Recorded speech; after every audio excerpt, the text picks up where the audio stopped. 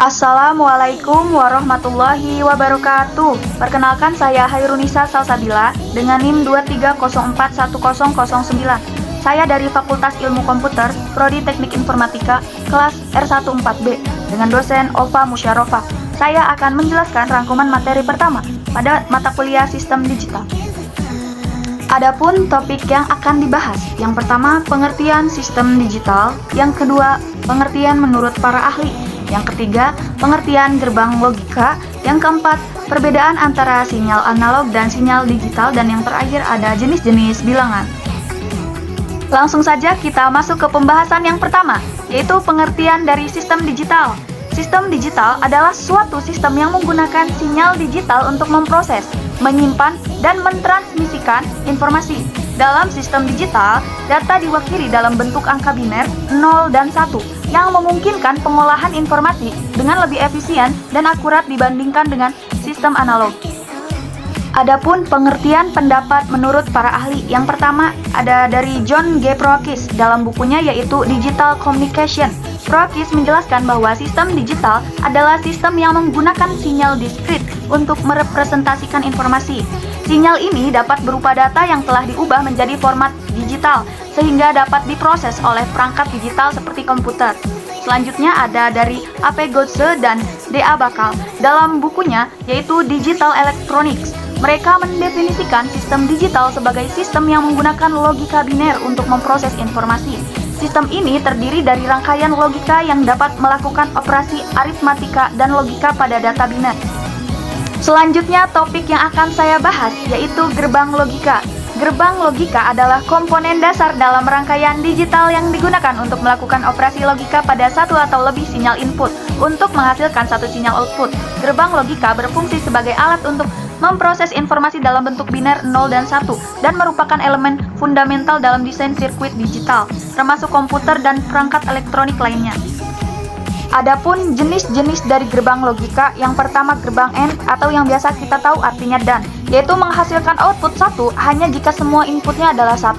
Jika salah satu inputnya 0, maka outputnya adalah 0. Sederhananya, jika semua inputnya benar, maka hasilnya juga benar, dan jika ada salah satu inputnya yang salah, maka hasilnya juga salah. Yang kedua ada gerbang OR atau menghasilkan output 1 jika salah satu atau lebih inputnya adalah 1. Outputnya hanya 0 jika semua inputnya adalah 0. Yang ketiga ada gerbang NOT, juga dikenal sebagai inverter. Gerbang ini membalikan nilai inputnya. Jika inputnya 1, maka outputnya 0 dan sebaliknya. Selanjutnya gerbang yang keempat yaitu gerbang NAND, merupakan kombinasi dari gerbang AND dan NOT, menghasilkan output 0 hanya jika semua inputnya adalah 1. Jika salah satu inputnya 0, maka outputnya adalah 1. Yang kelima ada gerbang NOR, merupakan kombinasi dari gerbang OR dan NOT, menghasilkan output 1 hanya jika semua inputnya adalah 0. Jika salah satu inputnya 1, maka outputnya adalah 0. Yang keenam ada gerbang XOR atau Exclusive OR, menghasilkan output 1 jika jumlah input yang bernilai 1 adalah ganjil. Jika kedua inputnya sama, baik keduanya 0 atau keduanya 1, maka outputnya adalah 0. Yang ketujuh yaitu gerbang XNOR atau Exclusive NOR, merupakan kebalikan dari gerbang XOR, menghasilkan output 1 jika jumlah input yang bernilai 1 adalah genap. Topik keempat yang selanjutnya akan dibahas yaitu perbedaan antara sinyal analog dan digital. Di sini ada 5 poin. Poin yang pertama yaitu representasi data. Pada poin ini, sinyal analog mewakili data dalam bentuk gelombang kontinu.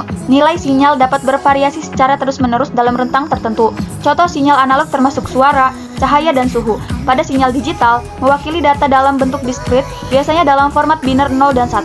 Data diwakili oleh nilai-nilai tertentu yang terpisah, sehingga tidak ada nilai di antara dua titik. Contoh sinyal digital termasuk data komputer dan sinyal telekomunikasi digital. Poin yang kedua yaitu kualitas dan ketahanan terhadap gangguan. Pada poin ini, sinyal analog lebih rentan terhadap gangguan dan noise. Setiap gangguan pada sinyal dapat mempengaruhi kualitas informasi yang diterima, sehingga dapat mengurangi kejelasan dan akurasi. Sedangkan sinyal digital lebih tahan terhadap gangguan dan noise. Karena data diwakili dalam bentuk diskrit, sinyal digital dapat dipulihkan dengan lebih baik meskipun ada gangguan, sehingga kualitas informasi tetap terjaga. Poin yang ketiga yaitu pengolahan dan penyimpanan.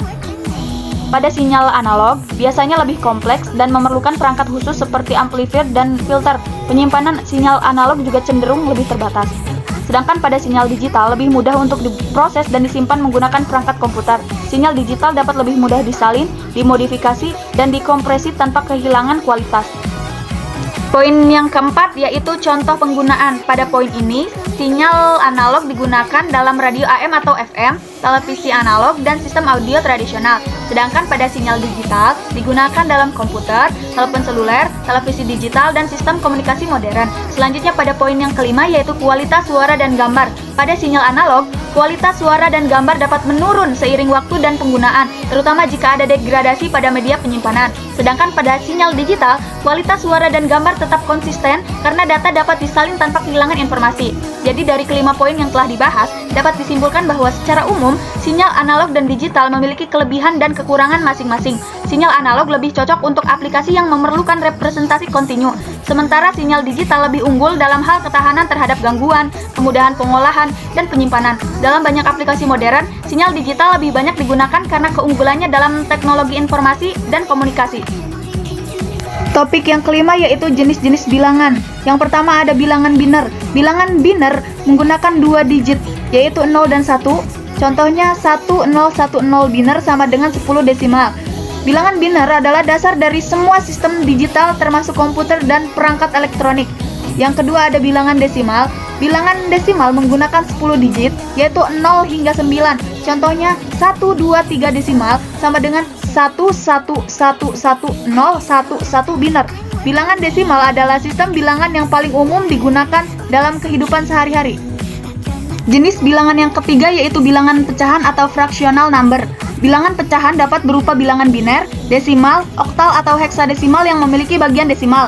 Contohnya 0,101 biner sama dengan 0,625 desimal. Bilangan pecahan digunakan dalam berbagai aplikasi yang memerlukan presisi, seperti pengukuran dan perhitungan. Jenis bilangan yang keempat yaitu bilangan bulat atau integer. Bilangan bulat adalah bilangan tanpa bagian desimal yang dapat berupa positif, negatif, atau 0. Contohnya 5 bilangan bulat positif, min 3 bilangan bulat negatif. Bilangan bulat digunakan dalam berbagai aplikasi, termasuk perhitungan dan pengindeksan. Adapun jenis bilangan oktal yaitu bilangan yang menggunakan 8 digit dari 0 hingga 7. Contoh 17 oktal sama dengan 15 desimal sama dengan 1111 biner. Bilangan oktal kadang-kadang digunakan dalam pemrograman dan sistem komputer sebagai cara untuk menyederhanakan representasi biner. Selanjutnya bilangan heksadesimal. Bilangan heksadesimal menggunakan 16 simbol, yaitu 0 hingga 9 dan A hingga F, di mana A sama dengan 10, B sama dengan 11, C sama dengan 12, D sama dengan 13, E sama dengan 14, dan F sama dengan 15. Contoh 1A heksadesimal sama dengan 26 desimal sama dengan 11010 biner. Bilangan heksadesimal sering digunakan dalam pemrograman komputer dan representasi warna dalam desain grafis.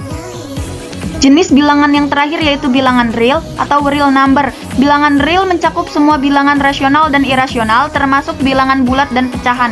Contohnya 3,14 dan akar 2.